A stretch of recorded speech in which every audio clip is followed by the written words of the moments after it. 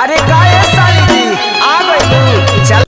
खेसारी लाल यादव जी के वीडियो लहंगा लॉक हो गई के बारे में जानेंगे। चलो भाई देखो अब मैं क्या करता हूं। खेसारी लाल यादव जी के लहंगा लॉक हो गई के video Mahadev record YouTube channel पर रिलीज कर दिया गया है।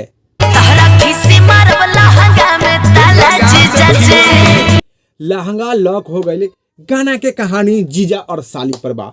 तो खेसारी लाल यादव जी के लहंगा लॉक हो गई के कहानी बहुत ही अच्छा बहुत ही बेहतरीन बा, जीजा और साली पर बा।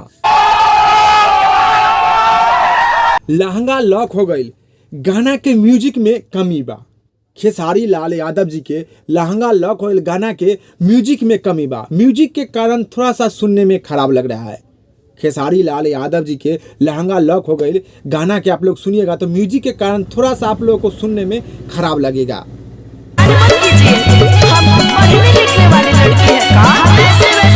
लहंगा लॉक हो गई गाना के वीडियो में खेसारी लाल यादव जी और यामिनी सिंह बहुत ही अच्छा बहुत ही बेहतरीन एक्टिंग किए हैं।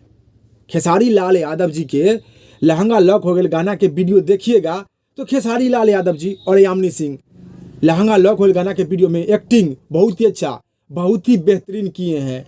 आप लोग महादेव रिकॉर्डिंग यूट्यूब चैनल पर जाइए और खेसारी लाल यादव जी के लहंगा लॉक हो गए के वीडियो देखिए तो खेसारी लाल यादव जी और यामिनी सिंह वीडियो में एक्टिंग बहुत ही अच्छा बहुत ही बेहतरीन किए हैं।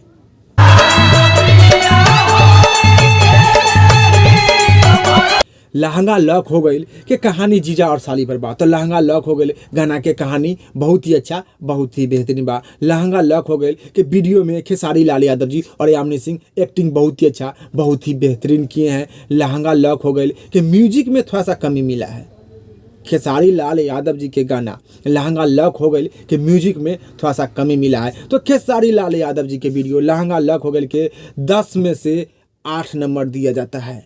10 में से 8 नंबर खेसारी लाल यादव जी के वीडियो के। ठीक है समझ गया। Bye bye ta ta goodbye गया।